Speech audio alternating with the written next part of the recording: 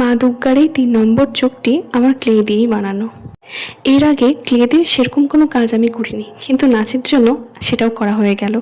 নাচ বলতে অনেকে হয়তো মনে করে সেজেগুজে একটু কোরিওগ্রাফি করে ভিডিও করে নিলেই তো হয়ে গেল, এতে আর এমন কি আছে।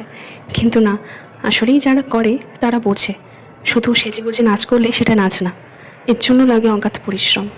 এই যে দেখো না, মহলের আগের দিন মানে আজকেই রাত্রিবেলা আমি একটি আমার ডান্সের পোস্ট করব আমার ইউটিউব চ্যানেলে। সেই চ্যানেলের লিঙ্ক আমি কমেন্টে দিয়ে দেবো, তোমরা গিয়ে দেখে এসো।